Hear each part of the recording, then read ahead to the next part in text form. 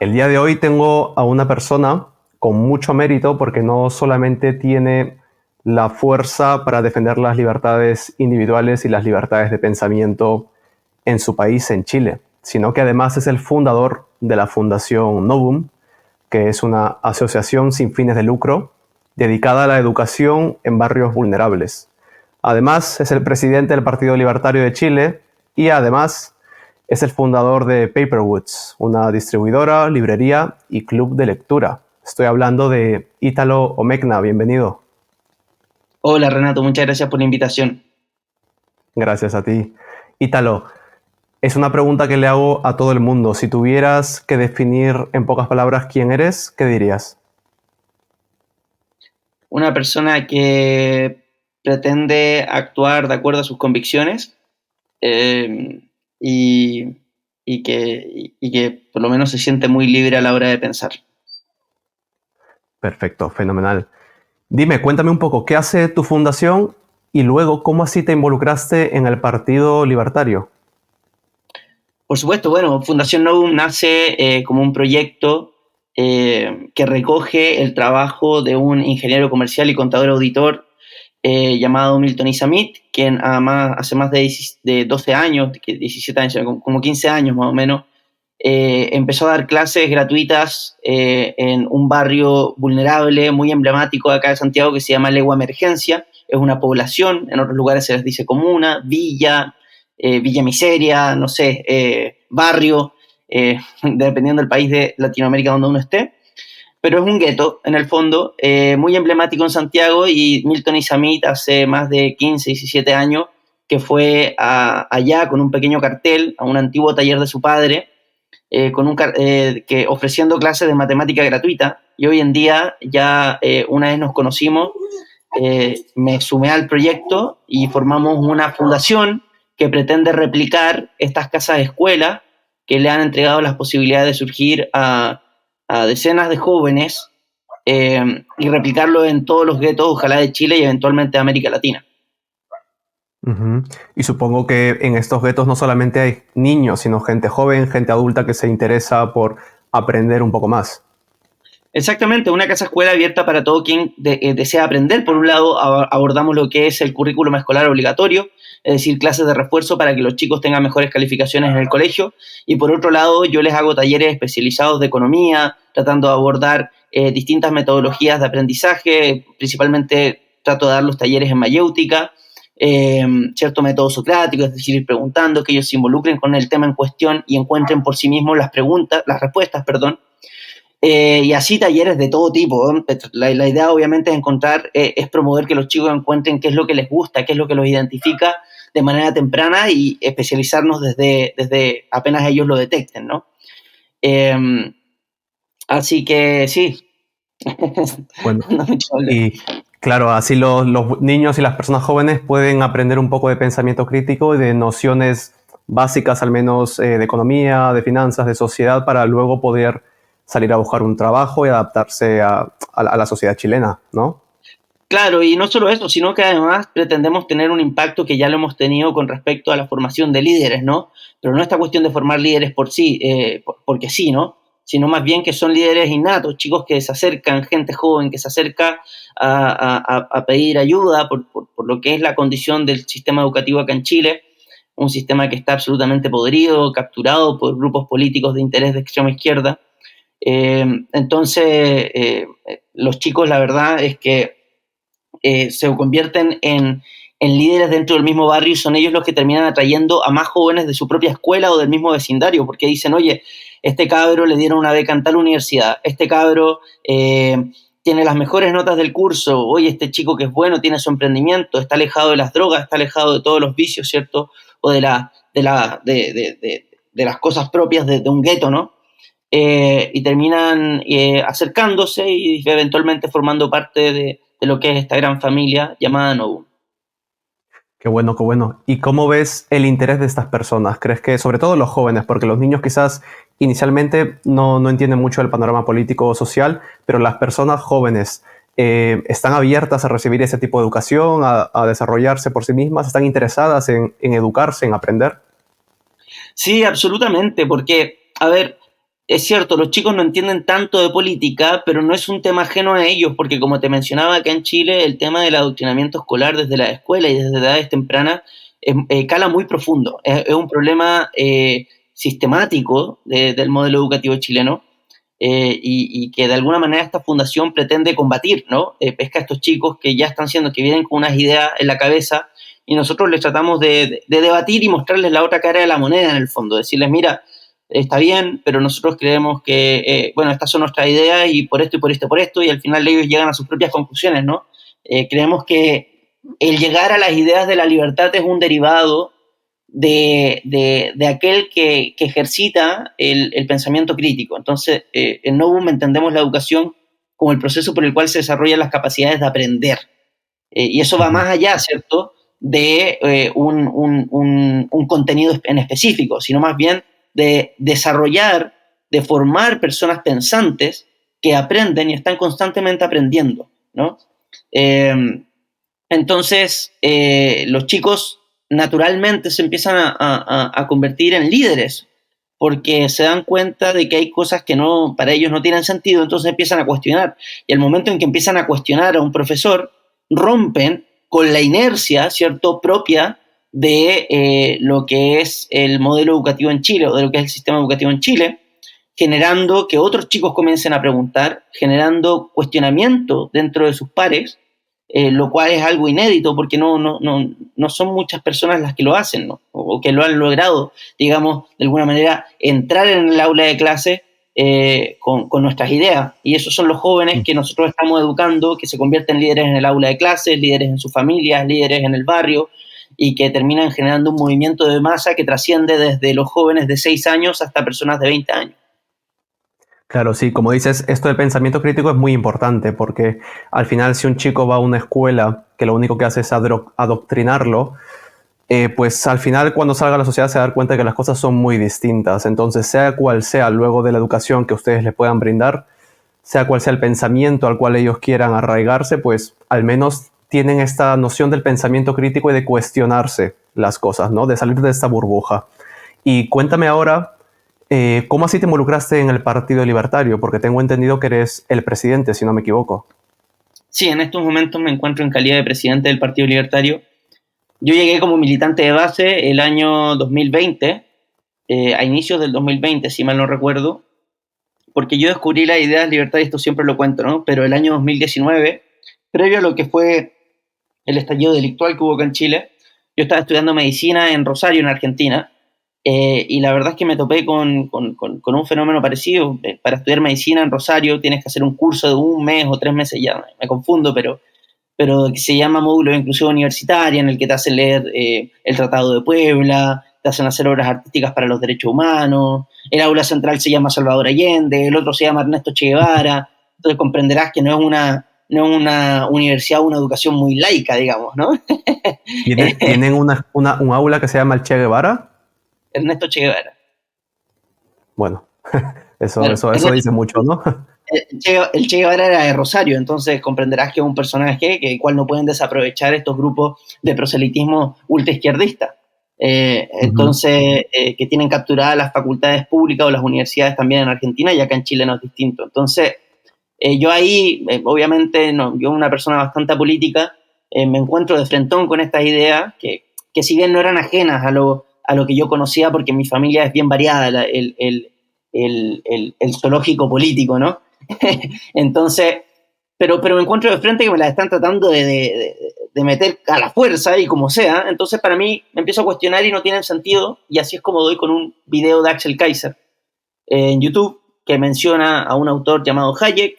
Me compro un libro de Hayek, me compro un libro de Axel, me empiezo a comprar libros, empiezo a entrar en esta idea de lleno y me doy cuenta que con 2 o 3 libros le empiezo a ganar los debates a profesores que llevan 40 años adoctrinando generaciones. Entonces, ¿cómo puede ser que un neonato como yo, con 3 libros, estoy ganándole debates a profesores que llevan 40 años y una vida además de experiencia? Bueno, finalmente me voy a Chile a ver una hermana por las vacaciones y llega la pandemia, me quedo ahí, descubro que hay un partido libertario, me involucro, me meto como militante de base, abro la librería Literatura Libertad, que eventualmente se transforma en Paperwood, que es la primera librería liberal en Chile, digamos, de libros de Unión Editorial, de toda esa corriente. Y así me fui involucrando cada vez más. La verdad es que después ya fue cuestión de tiempo. Tuve la oportunidad de visitar la Universidad Francisco Marroquín para un TIFAS, ¿cierto? Para un evento de The Fund for American Studies. Después me invitaron a un Liberty Fund, una universidad que yo aprecio muchísimo, obviamente encontrando las ideas en internet de Antonio Escotado, de Miguel Ancho Basto, de Jesús Huerta de Soto, bueno, Milei para qué hablar, Rayo, Zanotti, Alberto Venegas Lynch, Krause, qué sé yo, un montón. Y bueno, por cosas del destino, hoy me encuentro en calidad de presidente. Esa es la historia larga. Súper interesante. Y mira, antes de entrar en sí a qué es lo que hace o cuál es la misión del Partido Libertario, quiero que definas un concepto primordial, porque hay mucha equivocación entre libertarismo y liberalismo, sobre todo entre Norteamérica y Sudamérica o Centroamérica. No sé si podrías explicarlo. Sí, bueno, la verdad es que a mi juicio, una diferencia bastante sencilla. Liberalismo tiende a referirse a lo que es el liberalismo clásico. Bueno, y también depende del contexto del país, porque acá, por ejemplo, el partido liberal es un partido progresista, de izquierda progresista, ¿no? O neomarxista. En Estados Unidos los liberales también están asociados mucho más a una rama progresista, muy alejada de lo que es la vertiente más anglosajona, que sería más cercana a lo que es el libertarismo, ¿no? El libertarismo ya finalmente se acuña como un término que pretende explicar una corriente ya más tal vez radical, relacionada al anarcocapitalismo. Yo diría que esas son las diferencias centrales, pero si te tengo que ser honesto, a mi juicio, las diferencias entre el liberalismo clásico, o el liberalismo clásico y el anarcocapitalismo no son tan profundas como lo piensan generalmente los libertarios. ¿Ya? ¿A qué te refieres? Generalmente se trata ¿cierto? Yo he escuchado esta discusión muchas veces con respecto a que, claro, el liberalismo clásico acepta en cierta medida la existencia del Estado y según Hayek, ¿cierto? Lo que es una seguridad social en contexto de abundancia, ¿no? Y desde el prisma económico, obviamente, el libertario va a decir, no, pues esto es incorrecto, porque, bueno, el intervencionismo, Hayek también dice que el intervencionismo siempre lleva más intervencionismo, por lo tanto, porque se propone como solución algo que de alguna manera no se ha logrado controlar, que al final termina derivado, bla, bla, bla. Y así termina, ¿cierto?, una paja gigante, que es muy interesante y muy entretenida esa discusión, pero la verdad es que la discusión con respecto al liberalismo clásico y libertarismo no va por el prisma económico, va más por una cuestión, ¿cierto?, que esta idea de Hayek, ¿no es cierto?, y que también incluso la acuña Jesús Huerta de Soto con respecto a lo que es el proceso de evolución social, ¿no?, de las instituciones, cómo surgen, etcétera, que es algo que va un poquito más allá y es un poquito más complejo que lo que abarca el prisma económico, ¿no? Va por otros horizontes.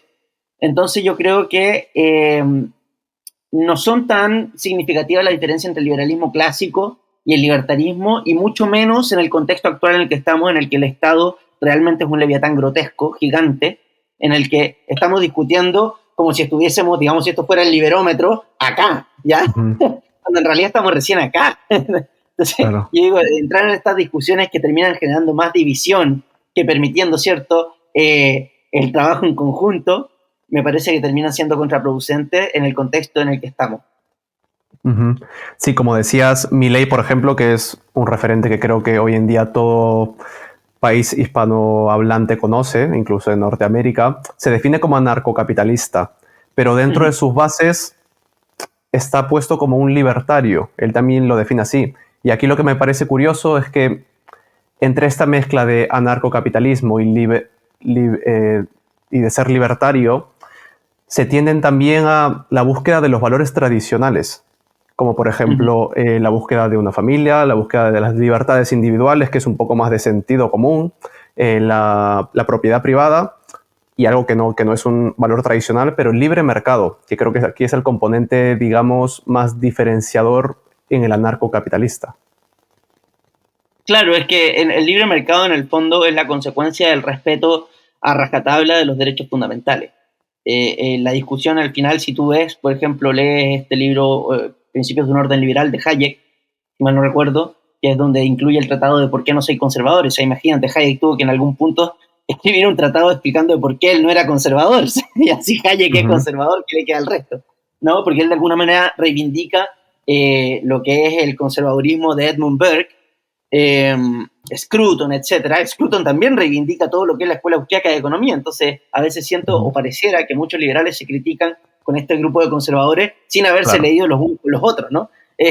Pero si te das cuenta, incluso Hayek dice en ese tratado, en ese artículo, ¿cierto? En ese ensayo, mejor dicho, en el que explica por qué no es conservador, dice, a ver, yo soy un liberal de la corriente All Week, ¿cierto? Que es el liberalismo anglosajón propiamente tal, ¿cierto?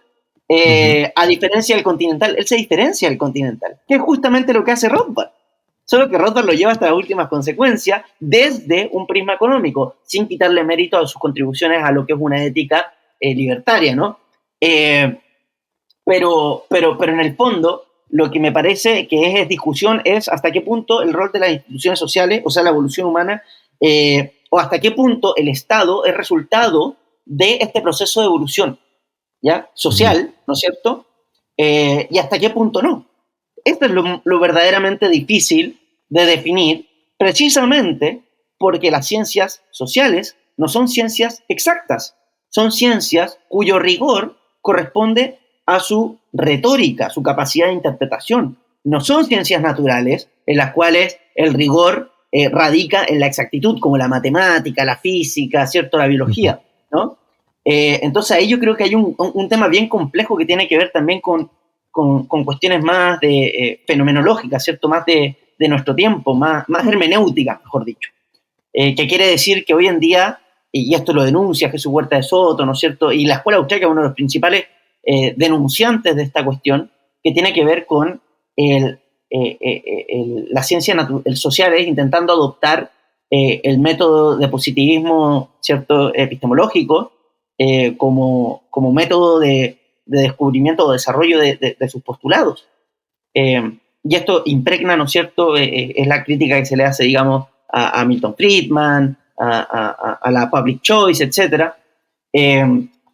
Pero que al mismo tiempo ahí siento que entran me da la impresión de que caen en esta disyuntiva, porque por un lado comprenden que el rigor de las ciencias sociales no está en su precisión, pero al mismo tiempo están buscando esa precisión.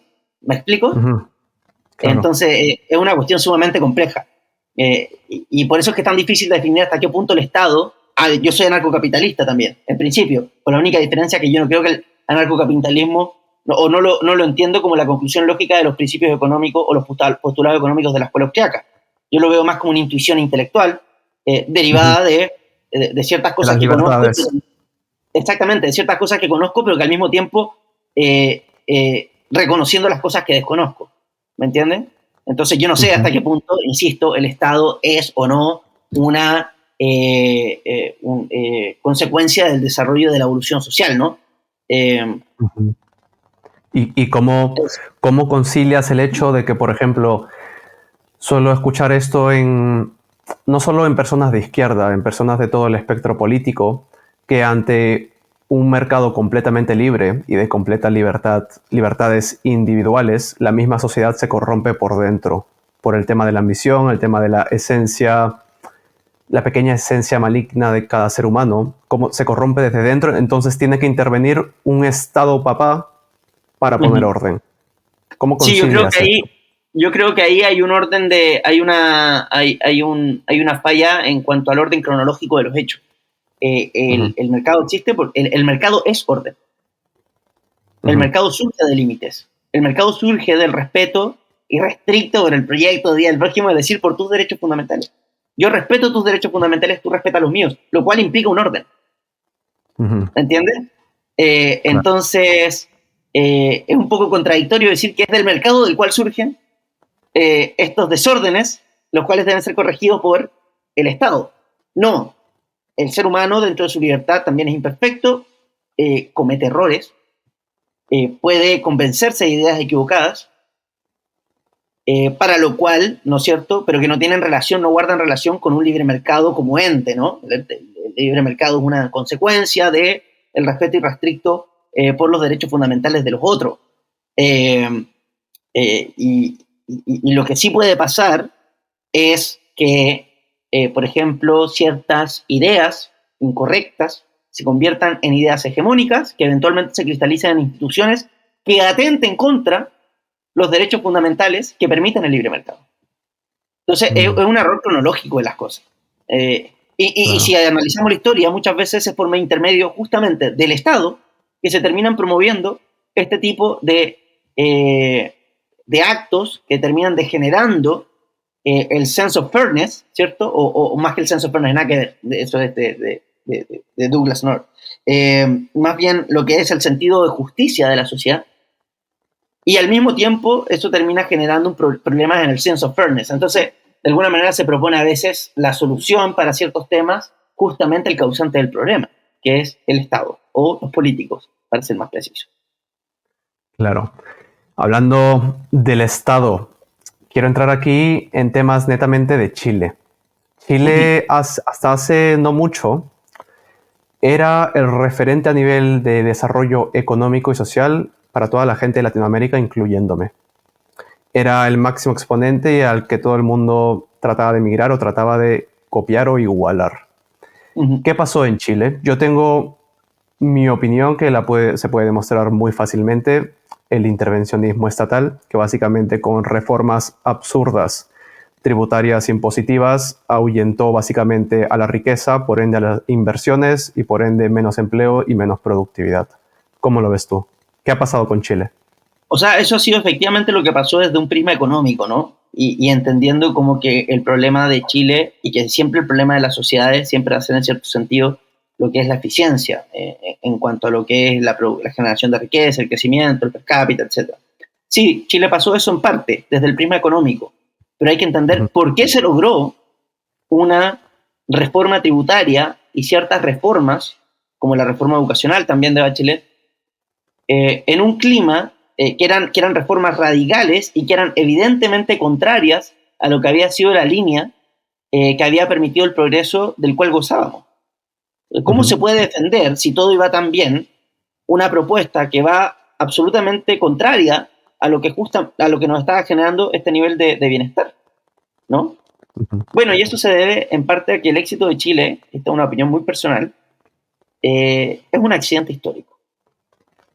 Es un accidente histórico. ¿Por qué? Porque Chile, a lo largo de su historia, no tiene una historia de libertad, ¿ya? De ser un país en el cual su población cultive los valores necesarios para un orden de libertades, ¿ya? Chile es una sociedad en la que la cultura o la retórica de lucha de clases cala muy hondo. Es un país muy clasista. Un país en donde hay clasismo, o donde cala tan hondo el clasismo como en Chile, comprenderás que hay ciertos sentimientos que el clasismo exacerba, como es la envidia, el resentimiento. Y esto se puede ver no solamente en la manera en cómo se relaciona el chileno promedio con otros chilenos, sino que también en su estética. En la ciudad de Santiago tú puedes ver lo dividida que está con respecto a lo que son los sectores más acomodados y los que no. No estoy diciendo que Eso esté bien. pasa en todo, perdón que te interrumpa, eso pasa en todo Sudamérica, sobre todo la distinción estética, algo que no pasa en Europa. Exactamente. No, pero ojo, en Argentina, por ejemplo, tú tienes casos como que, por ejemplo, tienes este barrio llamado Recoleta, que es un barrio, cierto, acomodado, de altos ingresos, y dentro de ese barrio tienes la Villa 31. ¿Me entiendes? Entonces hay un roce social que ayuda a humanizar los distintos segmentos socioeconómicos. Porque lo que tú logras cuando terminas dividiendo lo que es la dimensión urbana de un país, es decir, los que tienen plata para acá y los que no tienen tanta plata para acá, es deshumanizar el otro aspecto socioeconómico, el otro segmento socioeconómico. Porque después llegan y te dicen, es que tú eres así porque los ricos te lo quitan. Pero resulta que tú no conoces a ningún rico. Hay un libro muy bueno que se hizo, que escribió Axel Kaiser con este alemán llamado Zitelmann, si mal no recuerdo, que se llama El odio a los ricos. Y es bien interesante porque Zitelmann desarrolla una encuesta con respecto a los niveles de envidia en una sociedad, ¿ya? Y Chile es uno de los países más envidiosos de los que se analizaron después de Francia y Alemania. Y es muy interesante porque justamente dentro de las preguntas que se hace en la encuesta dice, en una de las preguntas se le dice, ¿usted conoce algún rico? Sí. ¿Y a usted le parece que ese rico es mala persona? No. Pero los demás sí, pero no el que yo conozco. Entonces te das cuenta que ese roce social termina humanizando y derribando las caricaturas que se tienden a hacer en los discursos políticos que buscan justamente dividir a la población.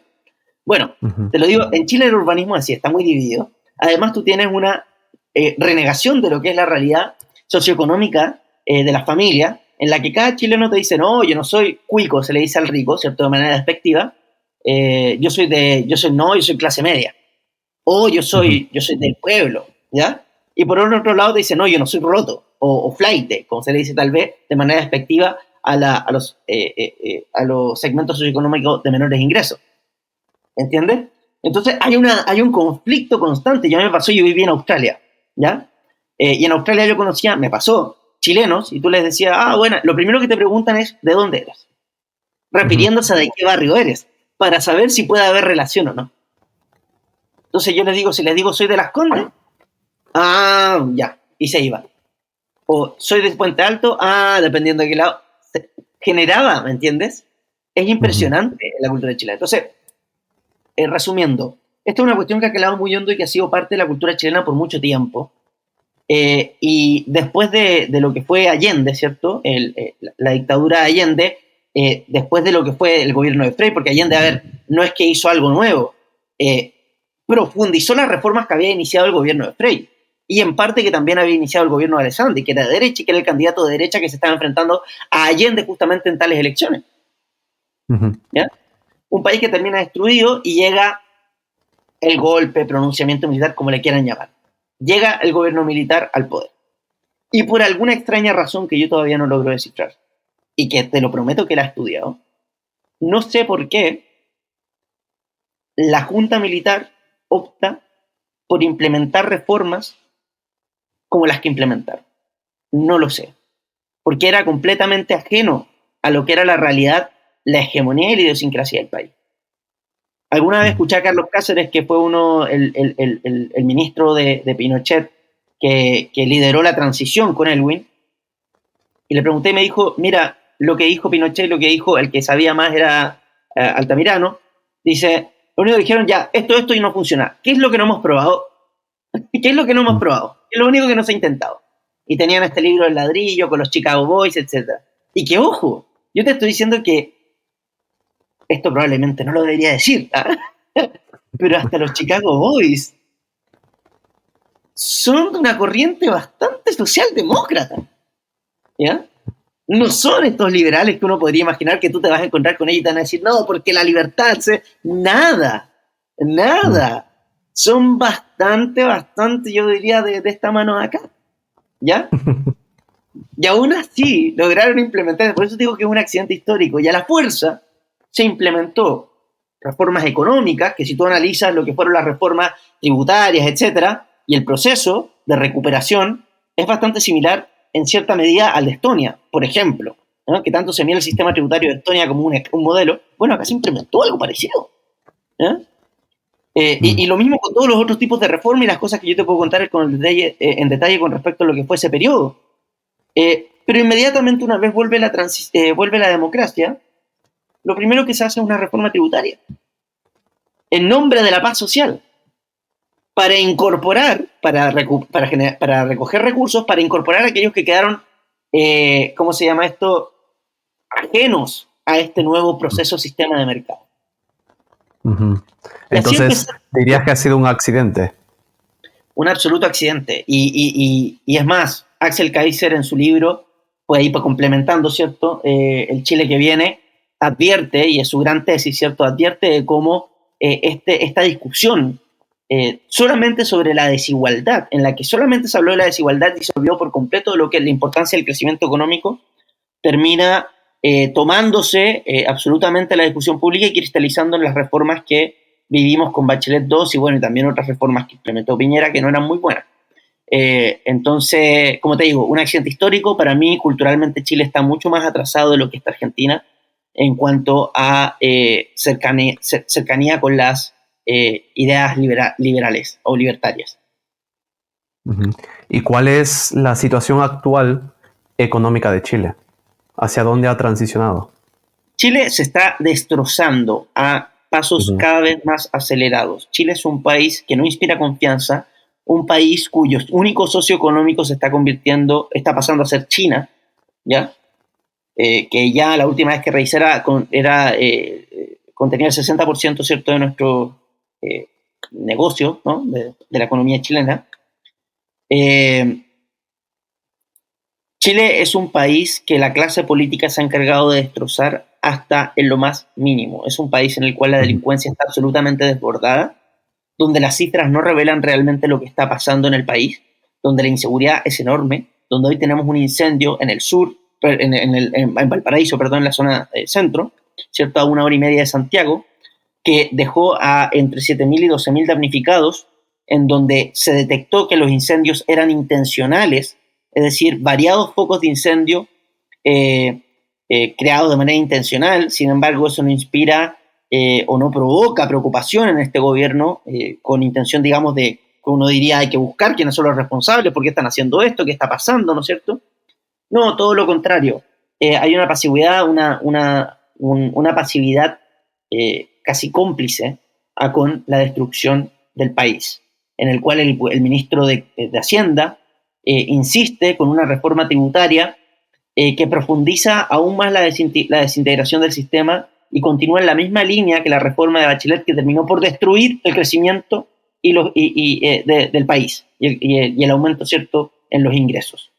Entonces realmente no hay mucha esperanza en cuanto a que la izquierda en Chile es radical, es una izquierda progresista extrema o marxista en última instancia, y tenemos por el otro lado una oposición que es más, se siente más cómoda con ideas de la socialdemocracia.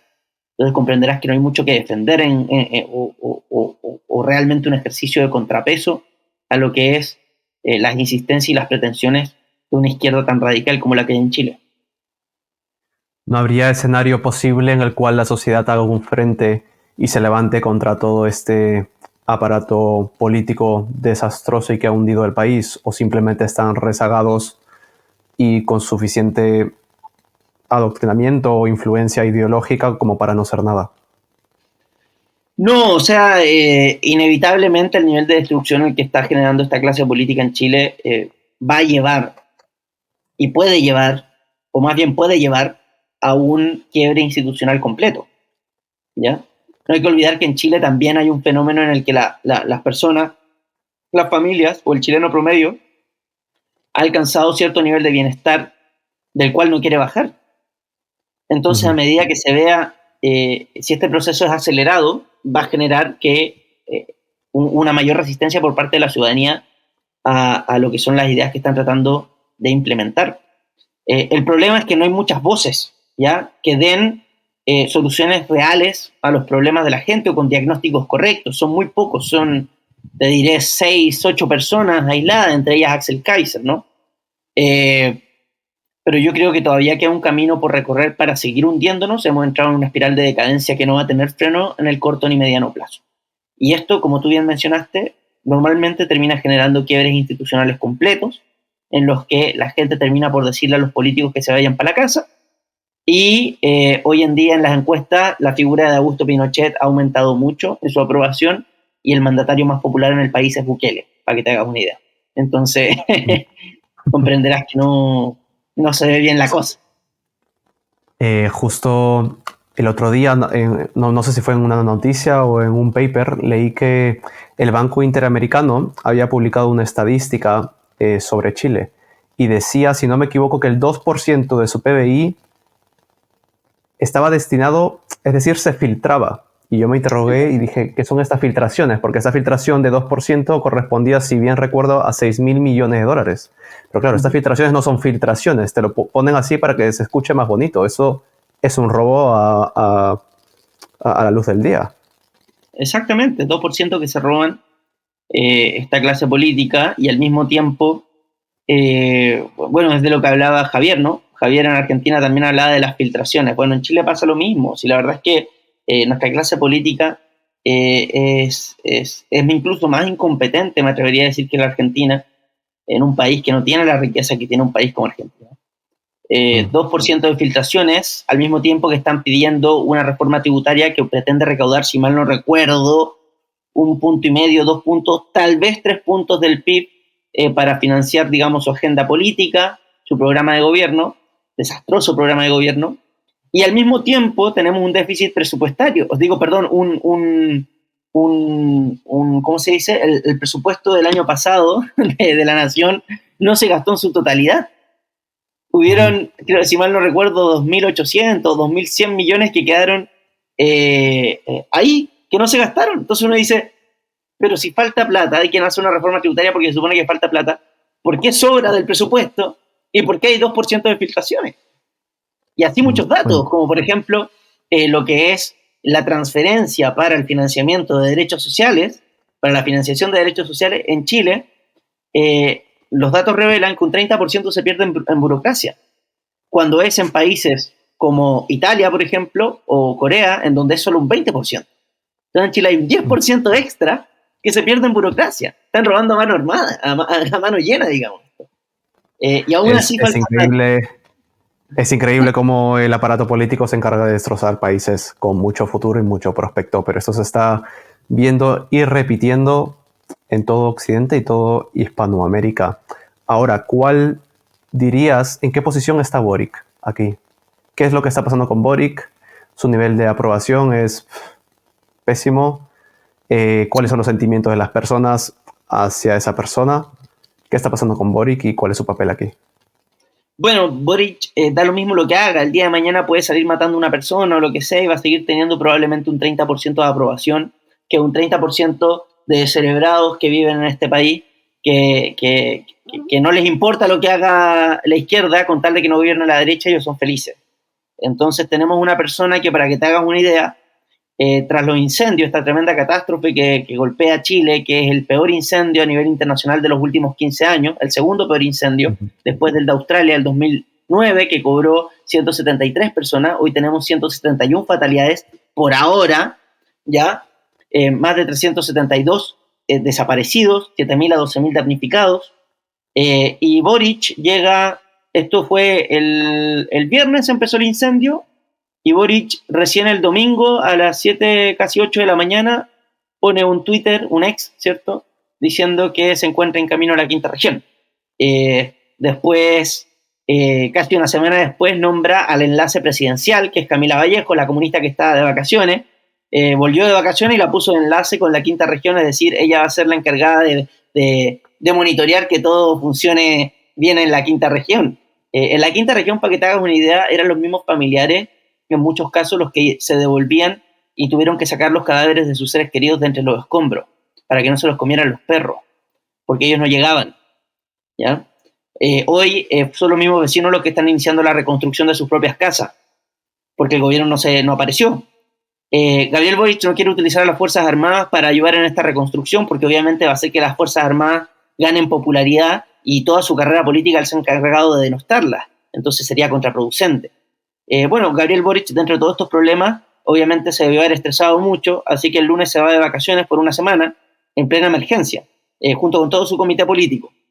Esto es de ahora, ¿ya? Te estoy planteando algo de ahora, pero esta ha sido la conducta del presidente Boric desde el inicio de su mandato, en el que termina indultando a los terroristas de octubre, los pocos terroristas que cayeron presos, termina indultando una buena gran variedad. Después tuvo que dar marcha atrás con algunos de ellos, a los que más encima le otorgó pensión de gracia, y tuvo que dar marcha atrás porque algunos de ellas tenían incluso causas de pornografía infantil, tenían causas, bueno, de robo, de asesinato, de muchas otras cosas. No eran personas que, como diría él, que simplemente se dejaron llevar y que lucharon por un Chile más justo, no. Eran delincuentes de tomo y lomo que respondían al poder político de extrema izquierda y que fueron respaldados por él como diputado y por todo su grupo, su coalición. Entonces, la verdad es que a mí me ha sorprendido lo mal que lo ha hecho.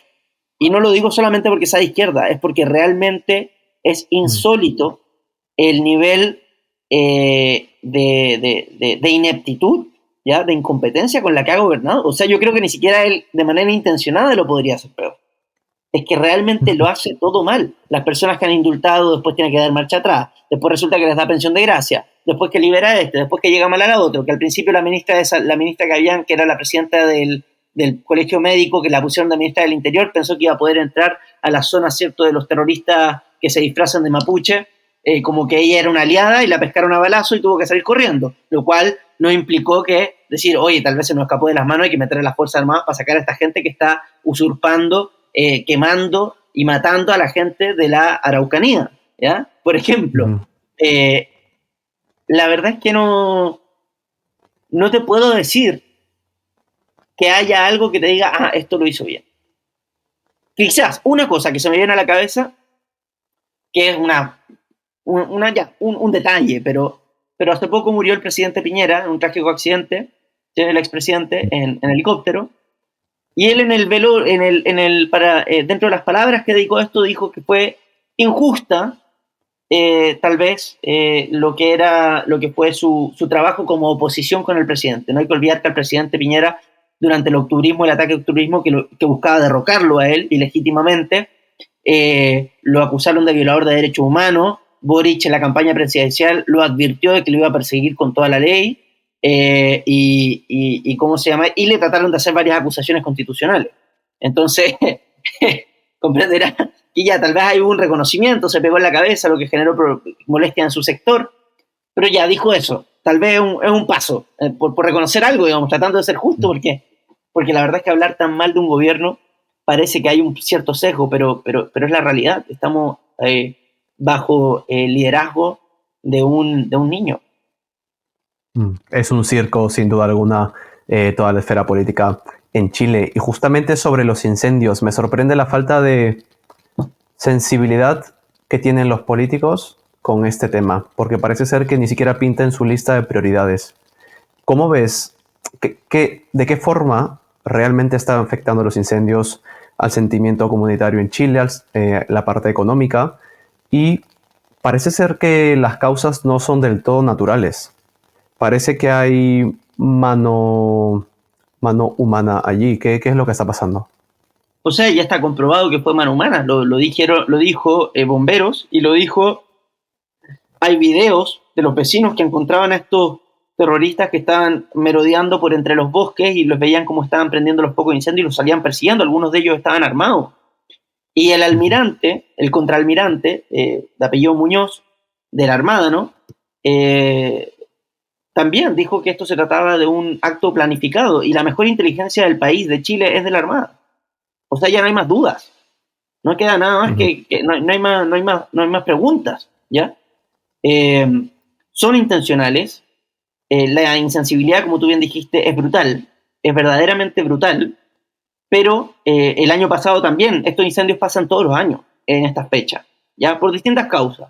Pero estos fueron intencionales y muchas de esas causas han sido intencionales por lo que pasa en la macrozona sur, con el terrorismo, ¿cierto? De este activismo indigenista que tiene capturadas zonas completas del sur, en los cuales también inician incendios intencionales en contra de forestales y cosas así, ¿ya? Y se adjudican ellos mismos los hechos.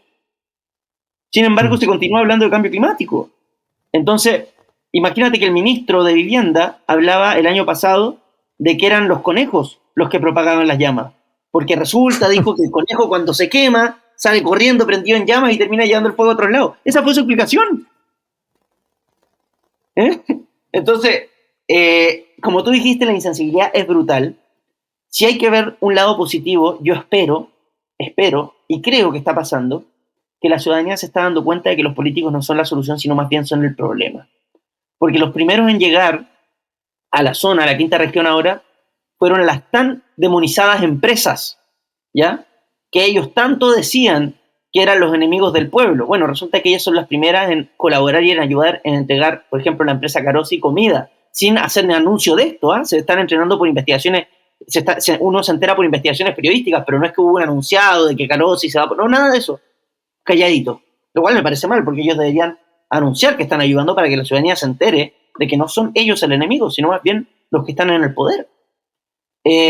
Los mismos vecinos se ayudan, ellos mismos toman rondas para proteger, porque dado el problema de inmigración también que hay, y las tomas de terreno, los campamentos que han sido justamente focos de propagación del incendio, dado que están lugares en zonas irregulares que dificultan la llegada de bomberos y que además, dado el material ligero sobre el cual se construyen estas viviendas, termina funcionando como combustible que permite propagar las llamas, ¿no? De fácil combustión.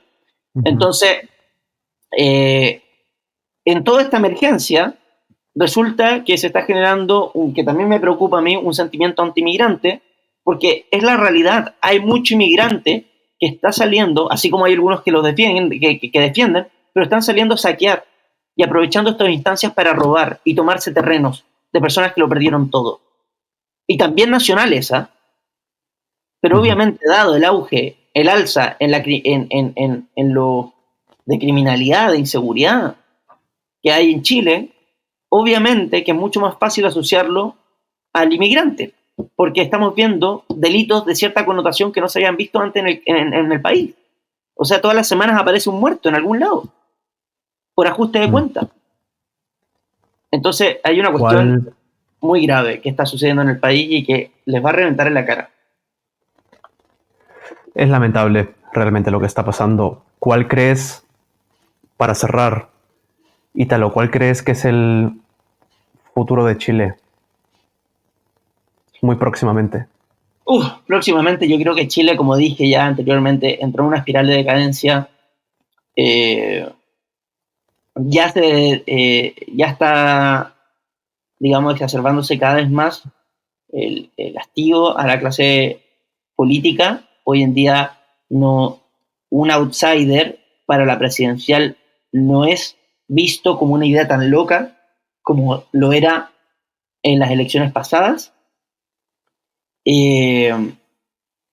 Como te dije, las encuestas muestran que el mandatario mejor evaluado por la ciudadanía chilena es Bukele.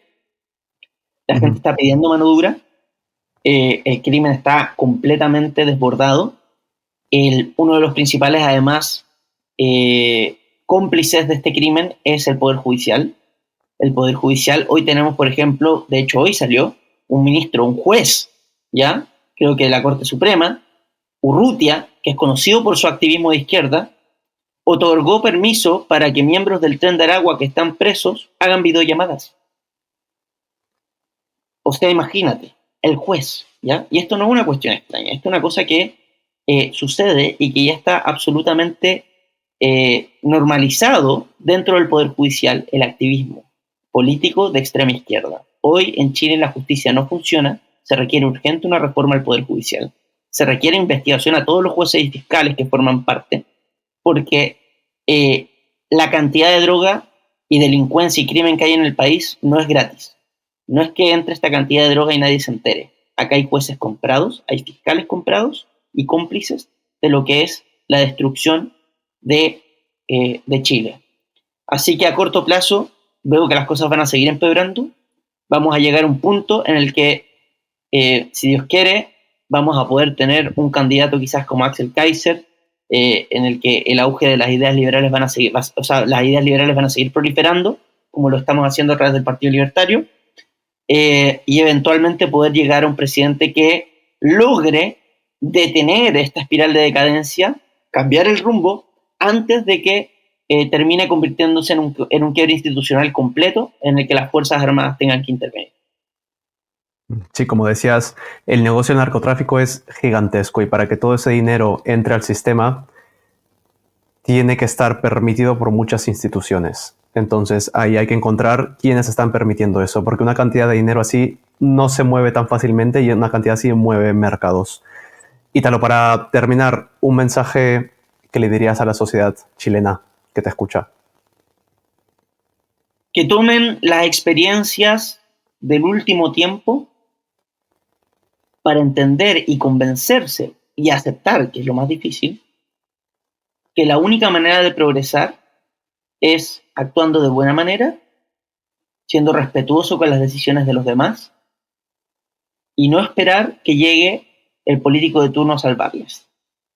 Que la única manera de que salgamos adelante es tal y como lo estamos haciendo en estas catástrofes, mostrando que somos un pueblo solidario, un pueblo que se preocupa por el otro, un pueblo que es capaz de celebrar el éxito ajeno y que tal y como lo hemos demostrado a lo largo de la historia, y nos lo ha demostrado la historia, la única manera de progresar es con esfuerzo de cada uno. de que acá no existen las excusas si uno quiere salir adelante, acá solo existen los problemas que tienen que ser solucionados, y es la única manera también de alcanzar la felicidad, vivir en un mundo en el cual nosotros somos responsables de lo que nos pasa y no buscar a terceros culpables. Y por supuesto a los políticos que dejen de intentar salvarnos, que lo intenten lo menos posible.